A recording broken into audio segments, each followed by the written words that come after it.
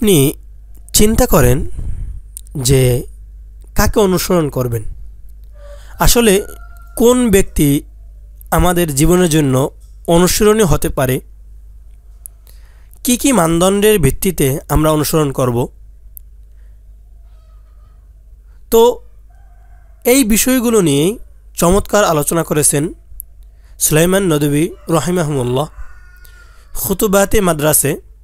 তিনি দেখিয়েছেন 4টি বৈশিষ্ট্য যদি কারো মাঝে থাকে তাহলে সে অনুসরণীয় ব্যক্তি হতে পারে এবং এই 4টি বৈশিষ্ট্য পূর্ণমাত্রায় থাকা চাই। তাই তিনি দেখিয়েছেন যে রাসূল সাল্লাল্লাহু আলাইহি ওয়াসাল্লামের সিরাতের মাঝেই রয়েছে এই 4টি বৈশিষ্ট্য।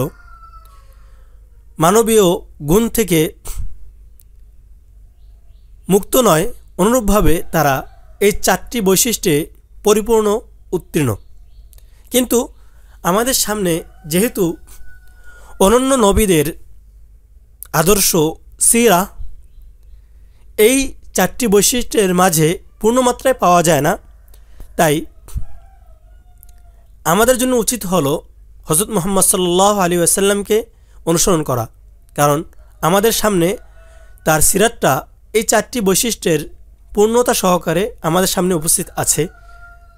তিনি আরও দেখিয়েছেন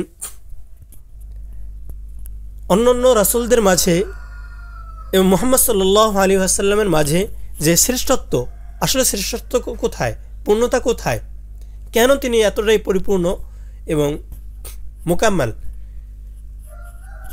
তো 4টি বৈশিষ্ট্য হলো, একটা হলো ঐতিহাসিকভাবে পূর্ণতা পাওয়া এবং জামিআইয়াত বা তার মাঝে সমস্ত গুণের সমাবেশ থাকা,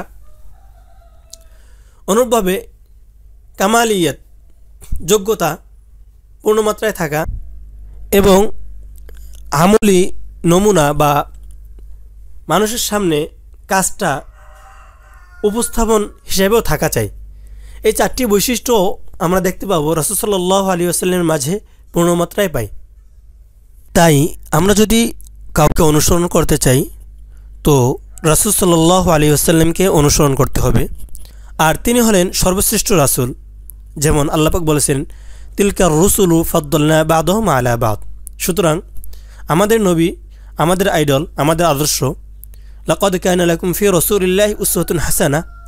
আমরা সমস্ত সিরাত ইতিহাস ঘেটেও এত সুন্দর নমুনা, এত সুন্দর আদর্শ আর কোথাও খুঁজে পাবো না।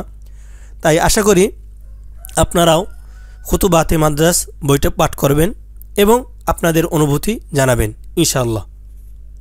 আসসালামু আলাইকুম ওয়া রাহমাতুল্লাহি ওয়া বারাকাতুহু।